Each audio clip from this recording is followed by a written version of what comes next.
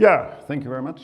So, hi and welcome to my presentation. My name is Martin Atzmueller, and yeah, this is about a brief perspective on deep learning using Common Lisp. So, in a sense, I'm very happy to be here, and in a sense, the previous presentation set the perfect stage for my presentation, actually. And I will refer to this, I will try to refer to this as many times as possible, actually. Because here, actually, in the title, so it's about a brief perspective, okay, on deep learning using Common Lisp. So it's also about making this connection, right? So we learned a little bit about epistemology and heuristics. And in a sense, you could also say, yeah, this is about explicit knowledge representation in terms of knowledge graphs or ontologies or whatever you like to call this. This was also in the previous presentation, and how you can actually connect this to deep learning. One thing that is also quite similar, so I wanted to, for some preliminaries, I wanted to start with that, because my initial motivation was actually using Common Lisp in teaching, right? So here I think this idea of having these first principles in there is very important, because the students that attend the courses, they should not, I would say they shouldn't really learn a specific language to do some task, because they should be, in a sense, agnostic of a language, but understand about the principles that are going on. Because, of course, right now they can also use AI to generate code, and then, yeah, in a sense, they also need to understand this and how to fix this in different parts, but this is the important thing there. So far, I've been using Lisp, for example, in my database systems course, where I'm using it as an embedded language, so for SQL, but also specifically as a domain-specific language, because this is, I think, also one domain where Lisp excels, so that you can have domain-specific languages. You all know this. You can program macros, and then you have everything in the language, in the system by itself. And so, for example, I'm using this for relational algebra and data look. So this is like, we will see more of this later, but this is also one of these foundational things. I'm also teaching a course that is called Knowledge-Based Systems, and this comes back to the old days of AI in a sense. So when we have knowledge representation and reasoning, like explicit knowledge representation, we are using some simple, let's say, classic expert systems. So if you go to the University of Texas FTP server, for example, you will be able to find this expert system that is called tmysin. So it's a really, really old one, and you can run it using Lisp. But there are also some newer approaches there. So if you think about description logics and OWL, so there's Razor there, and in the future, so from this symbolic side, there will also be something about planning. I think the SHOP3 system, so the planner, I think was at ELS at 2019 or so. Yeah, but this is also one classic example. Now, for some excursions, before we go into the details of deep learning, so actually for my database systems course, I have this package called CLDDB. The basic idea is embedding a domain-specific language, so that really you have this application and the domain-specific languages that are built into Common Lisp. And then this is about one DSL is about relational algebra. Then you have different operators, so you work with relations, sets of tuples. You have these 6 basic operators with which you can do anything basically in this relational algebra field. And yeah, that's it. It's really very simple. So I didn't put up any code, but you can find the code here. Yeah, and then you can play with it, and the students can also play with it, okay? As a very simple example, so this is an example taken from my course. So first we define a schema for professors and a schema for a course.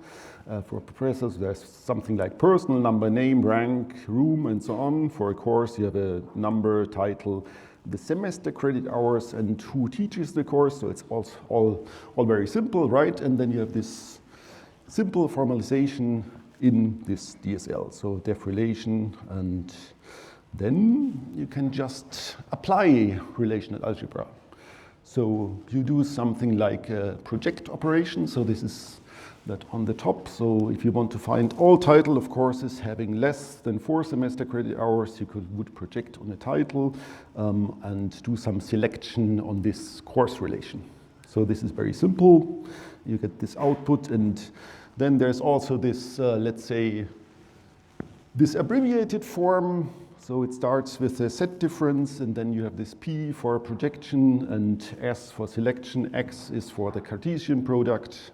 And yeah, you find all the names of all the professors that don't teach a course or do not teach any courses. Yeah. So this DSL is actually very accessible in usage as well. And it comes down to this first principles idea. So really understanding about these first principles, so the student can also try this out by themselves. Here is an example for SQL. So this is a little bit more elaborate, but actually in this with DB connection macro, a lot of different details are hidden. So this connects to the SQLite database, and then we go for the in-memory database by default, and so you don't need to specify any kind of commands there. You prepare the query, and then you basically query the result here. So there's also a little bit of common Lisp code in there. Yeah.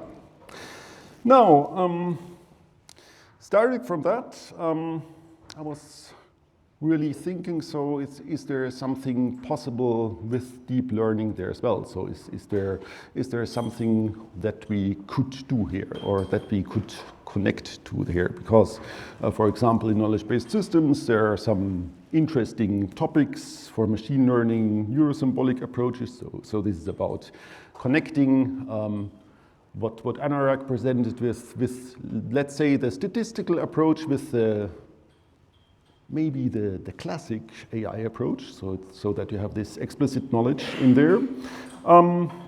There are also some other things like physics-informed machine learning, where you could potentially really make use of Lisp's capabilities of being compiled to code, so instead of being interpreted like Python, for instance. So this could be useful. So yeah, I was thinking, what about a DSL for deep learning?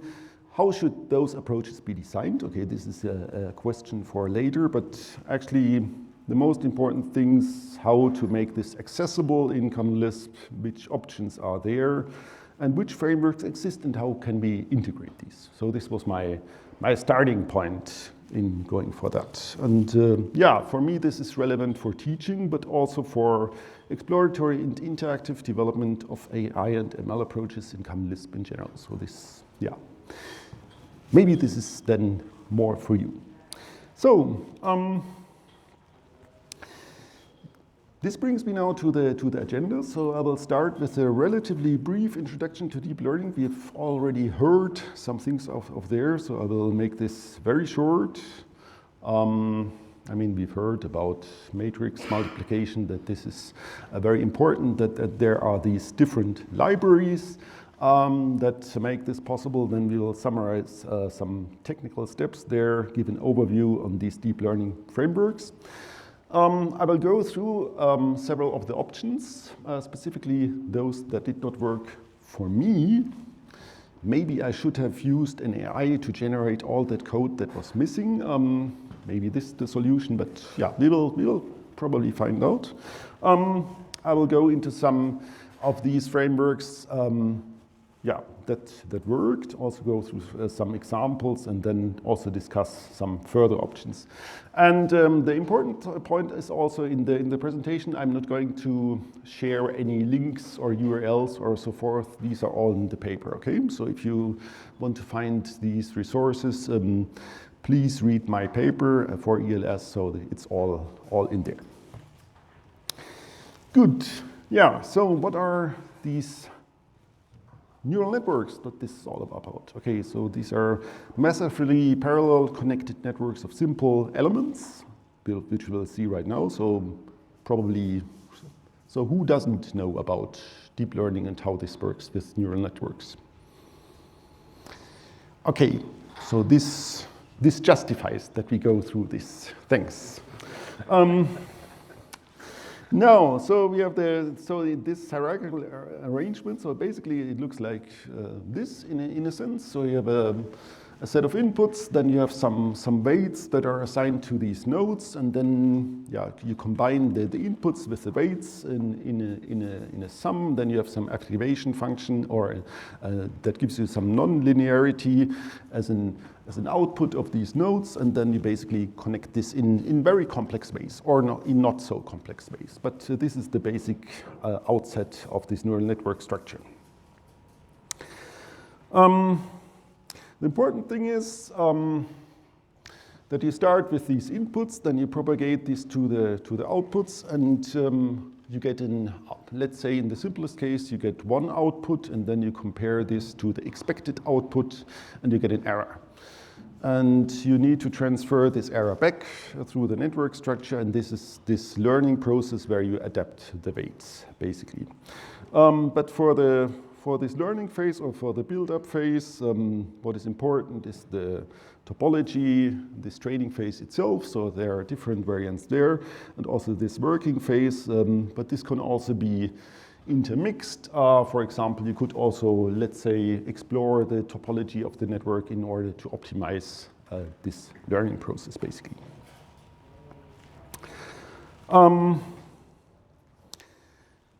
To sum up here, so you have these very simple building blocks. You have different algorithms that you need to take care about. Nonlinearity is crucial so that you can model these complex relationships. And for these key implementation components, this was also to some extent already mentioned in Anurag's talk. So you have these tensors and linear algebra. So that's where the libraries come in, right? So you have this BLAS and OpenBLAS libraries, and then you have NumPy, which really gives Python the power to do this very efficiently because it can connect to these libraries very efficiently. I mean, for Common Lisp, for example, there are also bindings to this BLAS library, so in various forms.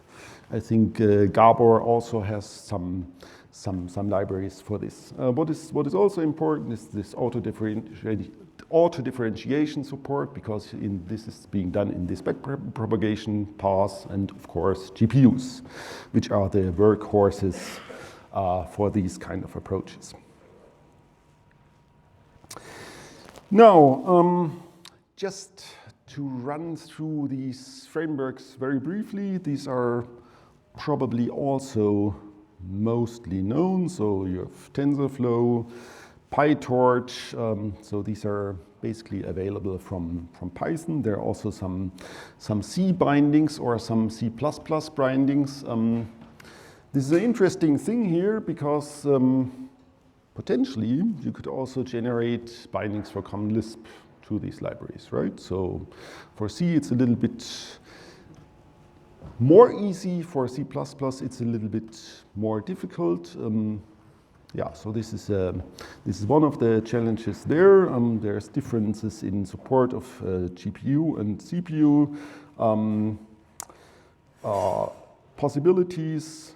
There's also JAX, which is a nice framework for this numerical computing. There's Keras, which builds on all of these frameworks, which is a more higher level API, and is meant to do fast prototyping, basically. And if you want to go for Java, for instance, there's also this Eclipse Deep Learning for J framework, for example. What is important here is the GPU support, so basically all these libraries or these frameworks give you the CPU support. Now when we look at these, we already see that there are differences in the languages. So you have this Python integration, you have a potential connection to C or C++, which could give you some leverage for connecting this to Common Lisp, or you could approach this from Java, right? So this is another option. But this, of course, depends on which Common Lisp implementation you would like to choose or which you would like to apply, right? Because, for instance, you might say, okay, maybe I want to use this deep learning for J and it's in Java, okay, then let's use Closure. Okay, this is not Common Lisp, but yeah, it could be an option. But this talk is about Common Lisp, right? But also ARM-Beer Common Lisp is an option, exactly. This is so ABCL. This could also work. So for the potential frameworks that I checked, basically, so TensorFlow with Python and C interface, with PyTorch. This also in Python, there's a limited C++ interface. JAX, Python, Keras in Python, Eclipse, deep learning for J in Java. And then in Common Lisp, there are, so if you search for this, there are actually a lot of libraries. There are in different statuses of evolution, I would say. So some are well tested and well documented.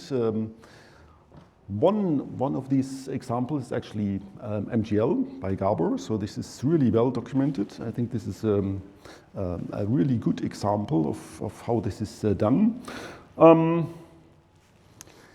Then there are some libraries, so just to mention this, so PetaLisp, this is also a very interesting framework, and there was an implementation of using PetaLisp for machine learning. Some time ago, it was a master thesis, but it's, I would say it connects to an old state of, or to an older version of PetaLisp. So it's not really running anymore, but maybe it could be useful for getting some ideas there. Then there's some framework there. This is also in brackets, so we won't mention this too much. This is called CLWAFI2. So if you go to GitHub and Google this, you will find this. It's a very interesting idea, but it's currently stopped and archived, so not pursued any further. There's Kayton. I will come back to that at the very end. And of course, there are all these Python-based options. So if you go back to these frameworks, which we can connect to, using Py4CL, Py4CL2, and so forth.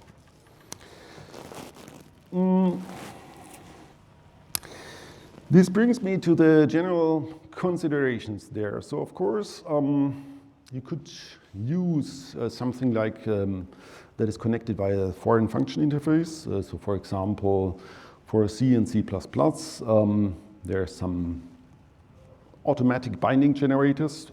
So I didn't try out the AI here, so I tried these tools. Okay, so this is one of the options. There are also some projects on GitHub that have some predefined bindings generated there, which could give you some leverage for accessing these kind of tools. And of course, there's an option for accessing Python. So Py4CL, Py4CL2. Py4CL2 gives you a little bit more, let's say, introspection capabilities for implementing or for connecting to this. And Py4CL2 CFFI, this is the newest addition to this set of libraries. I think this was presented last year at ELS. We will also come to this later, but this is also a very, very interesting approach how to do that. And of course, then there's this direct integration options for the different Common Lisp implementations. Okay, now for this integration perspective and the different options. So I'll go through these options that did not really work for me. Maybe they could work for you, but so for me they didn't really work. And yeah, I would probably also not recommend these. And then we will go through some of these frameworks and some examples. So just to demonstrate this a bit. And then some further options that might be interesting. So in my view, so this belongs to the options that did not really work. In my view, these FFI bindings or the CFFI bindings, so you access some library through the foreign function interface, is interesting in general. Why? Because it's good for performance and also for the integration. So you don't need to go through another language and basically bind these things together. But there are several problems or stopping blocks there. So for example, about versioning, updates, the change of APIs when this is applied. So then you basically need to rerun everything for these binding generators and also adapt your API. Then you have similar considerations if you think about implementations that allow access to C or C++. So for example, there's this embedded common Lisp or Clasp. I think Clasp gives you access to C++, but still there's, you don't win so much compared to this FFI generated things. And of course, the question is also how does it compare in performance, for example, to a Lisp system like SBCL in that respect. However, it should be Java. So this is incorrect on the slide. So ABCL belongs to Java, right? So it's ABCL would give you the option to connect to Java. And then, as I mentioned, interesting but somewhat problematic are these projects where CSFFI bindings were generated for TensorFlow, so the URL is in the paper, or CFFI bindings for PyTorch or to libtorch, and also this CLWAFE2 project, which is experimental, but it stopped. So it's currently archived on GitHub. So the frameworks that I focused on, or that I will focus on for now, is machine learning library MGL. So it also contains some things for deep learning. Then there's Py4CL. So this is very simple and very basic. It works in a stream-based approach. So basically, you start up the package, then a separate Python process is launched, and then the common Lisp process communicates with the Python process by streams, okay?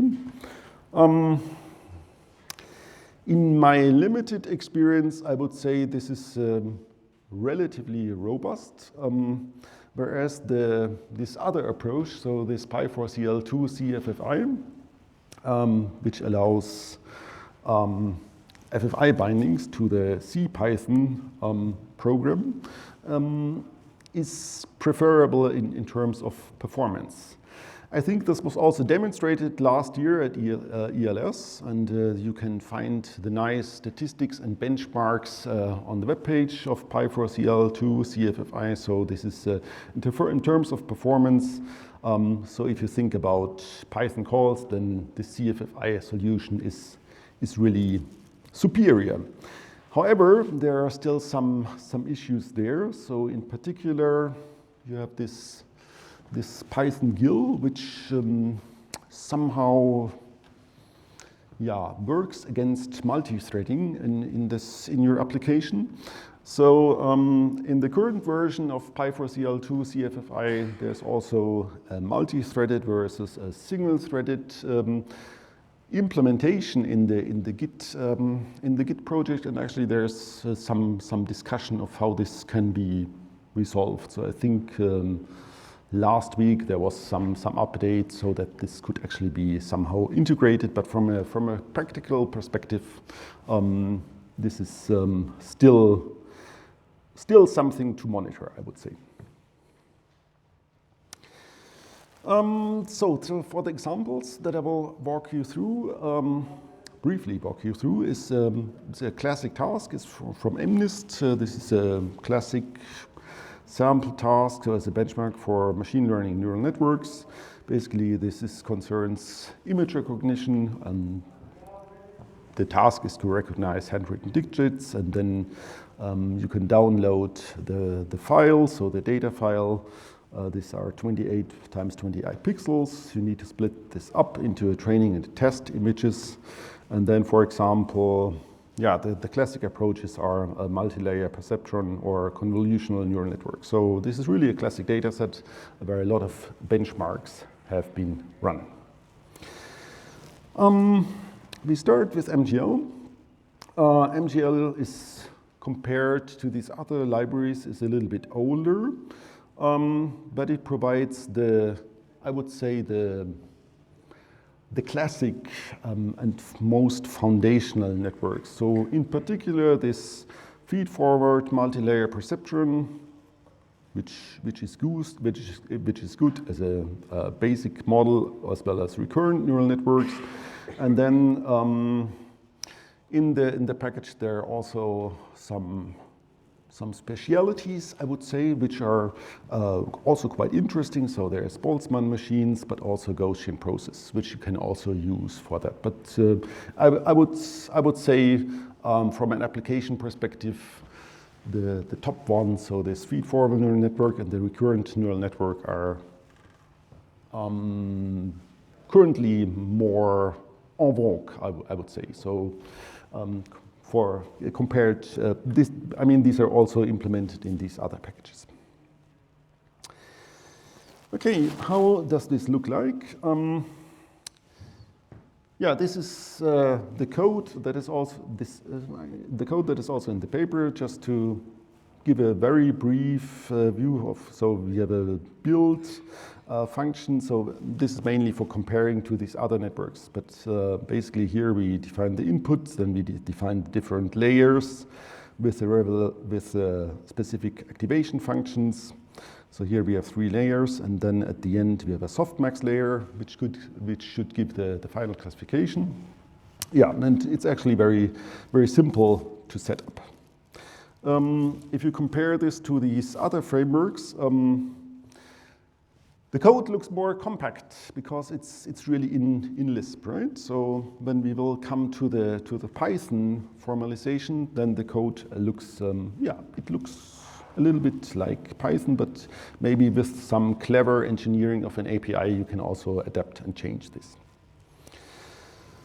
This is the example for Py4CL. So this is actually adapted from the Keras examples here. So if you go to Keras, and for the classic example, this is let's say a more or less line-to-line translation of this example. So first of all, we define the package, then we import different modules because this talks to Python, and then it starts everything. So we need NumPy, Keras layers, different data sets, and so on. Then we can actually define the number of classes. So these are 10 for the 10 digits. We have the input shapes. This is what I said with the 28 times 28 pixel images. And then, we load the data. We have this training data set with the labels. We have the test data set. We specify a batch size and so forth. And after that, we just construct the network. And here you can really see from the API, we just call the respective Python methods, add up all these different layers, and in the end, we train the model, and then we can evaluate this. Okay. This doesn't look too bad, so I really like this interface. So this makes it very simple to apply these things. Now, for Py4CL2 CFFI, this looks a little bit more elaborate. So actually, if you compare this to the code that is in the paper, it looks slightly different because I changed the formatting to make it better fit on the slides. Okay, so but essentially, it should be the same thing. Okay, here I have some helper functions. So I want to generate a Python symbol. Then I have some helper functions in the end, or well, some helper functionality because this is a macro for invoking a Python method. For getting to these functions, so if you compare this here, here it could just import the module, so basically importing Python packages. In this case, I defined all the Python functions that I need step by step, because when you try this out, you will find that there are sometimes some exceptions, so some floating points exceptions. I think this is also one thing in the package that is still being debugged, but if you do it in that way, then it will just run, okay? Then we define the different parameters. I thought it would be nice to have a helper function that actually gets you the data. So here you can see you can really invoke a Python method, so a very basic Python method to get some array data out of there. And yeah, you just apply this, and here we see the rest, which looks very similar to this Py4CL thing. So we load the data, we have the training set with the labels, we have the test set with the labels here, and then we just construct these different models, so adding up the different layers. And after that, we compile our model and then also evaluate this, right? So also looks relatively accessible. So this is one example of how this can actually be done in using Py4CL2 CFFI. Now, if we compare these frameworks that I just had, so MGL, Py4CL, and Py4CL2 CFFI, actually that should be it.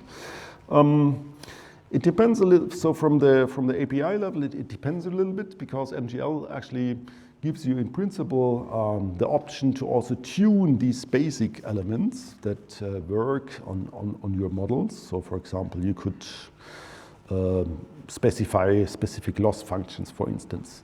If you want to do this in Lisp for these other frameworks, this would be, I think, relatively, I mean, it could be done, but it would not be so integrated as with the other framework.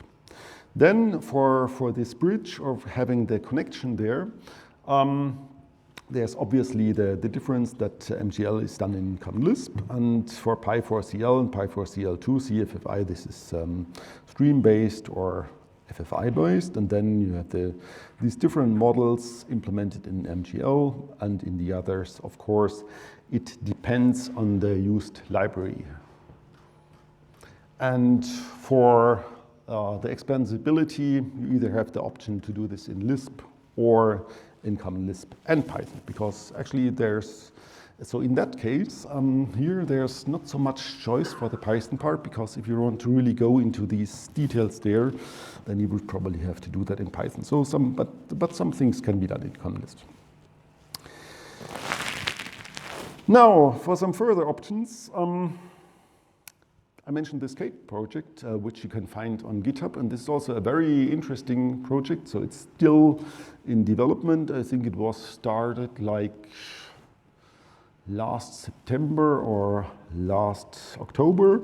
And the idea there is to focus on a machine learning framework that does not really do all the learning stuff, because that is what these other frameworks do, but focuses more on the inference or on the deployment of the models. So Kate itself is an experimental deep learning compiler being done in Common Lisp. So because it's easy to write these compilers, or relatively easy to write the compilers in Common Lisp, and it actually supports several backends. So if you want to check out the project, this is really a a very interesting project in my opinion. Unfortunately, development has stopped a little bit up to now because I think the main author started to study at some university in Japan, but maybe the steam will pick up at some point. So yeah, but let's see.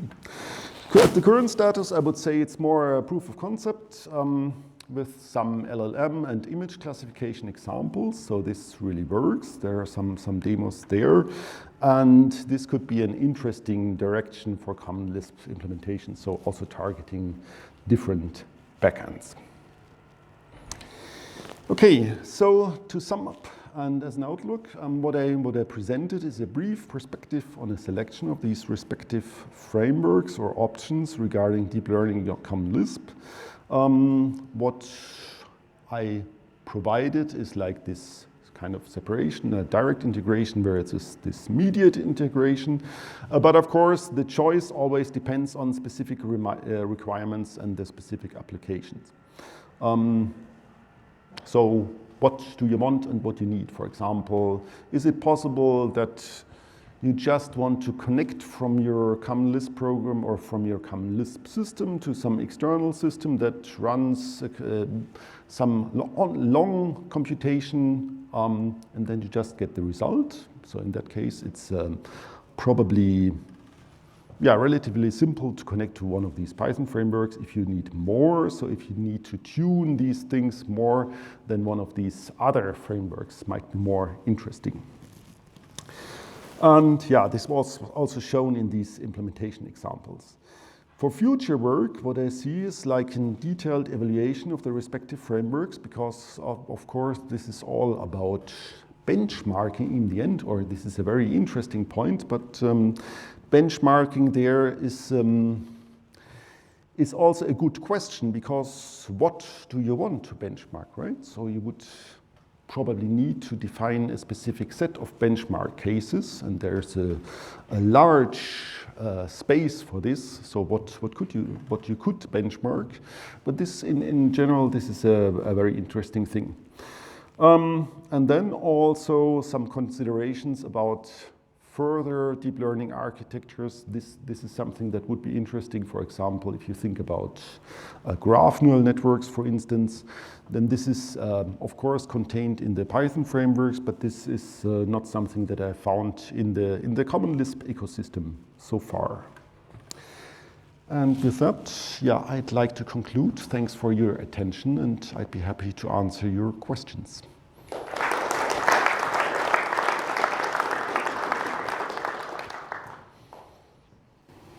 Thank you so much for the talk. I see the first question over there.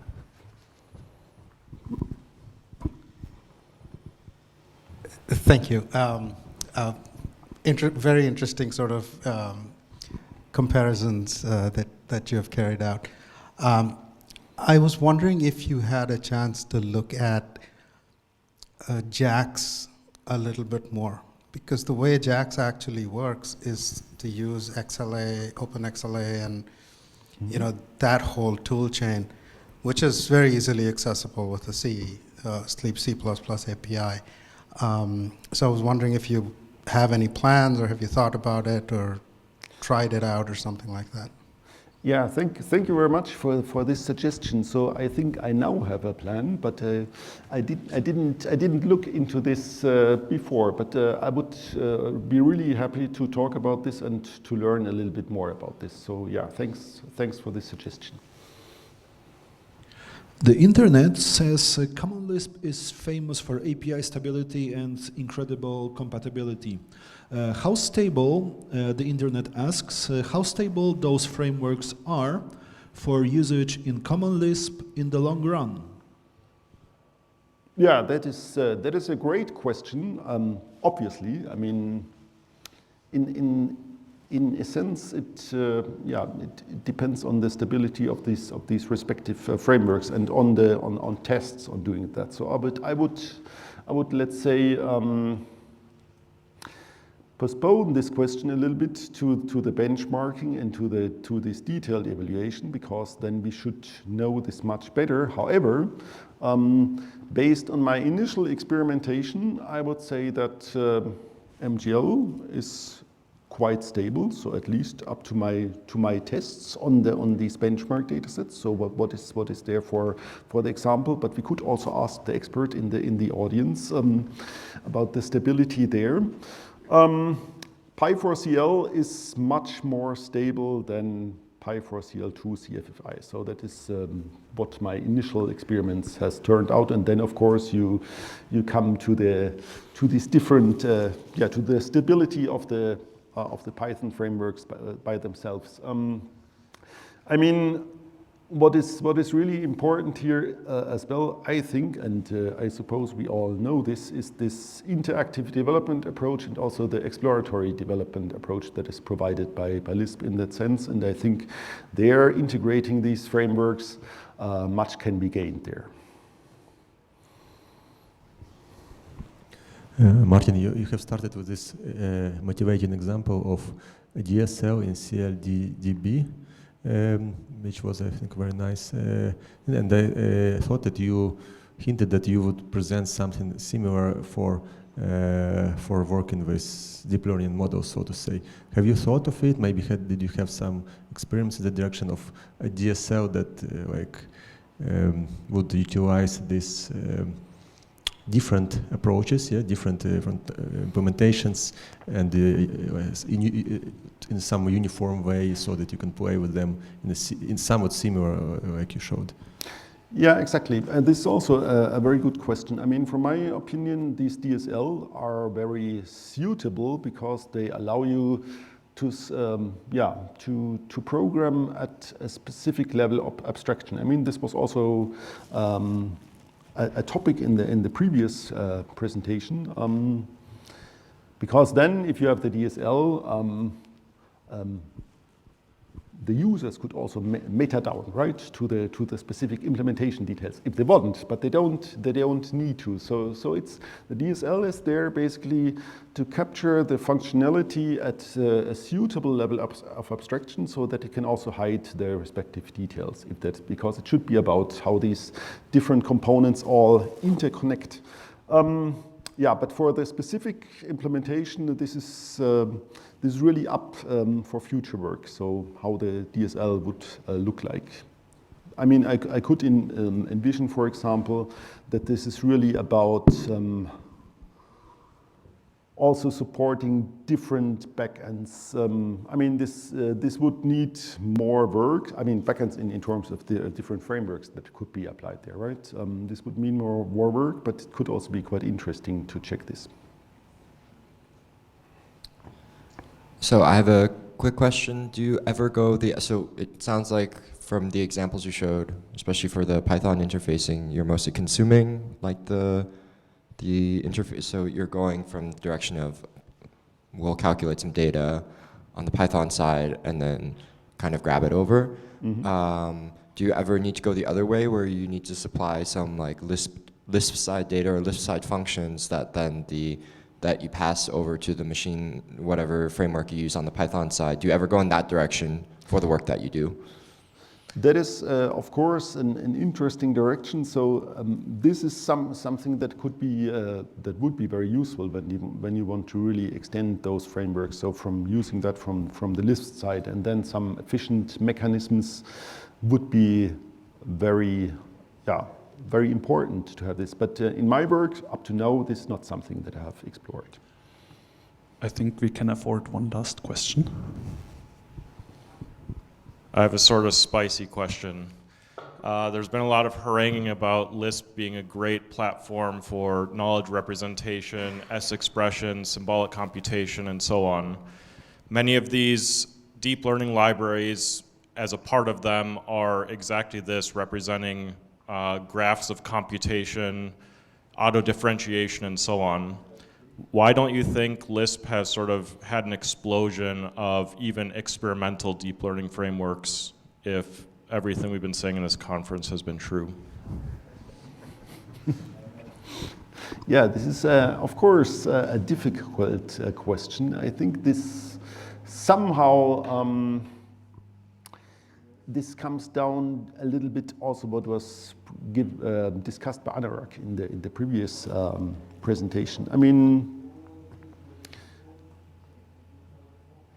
somehow this magic of deep learning that is, let's say, being exploited by Python is in the end due to the libraries, right? So because it's fast, and then you can use these libraries. And then, we heard this before, Python as a, what was it, as an acceptable Lisp, right? So this was so it's kind of good enough, maybe for some purposes. So in that, like in scripting or in putting these things together, then this is good. The question about computational graphs and so forth, this is a very interesting question. I mean, of course, so in a sense, from a technical perspective, I would say this also depends a little bit on the specific implementation. So on handling arrays and so on. For example, on SPCL, I think there have been some recent developments. So I'm monitoring the commits mailing list a little bit. So there are some improvements. But yeah, I think in the end it comes all down to these libraries and to the connection there. So to explain the success basically of the competitors. All right, then thank you very much. Maybe another round of applause for the speaker, and then we can go to the lunch break.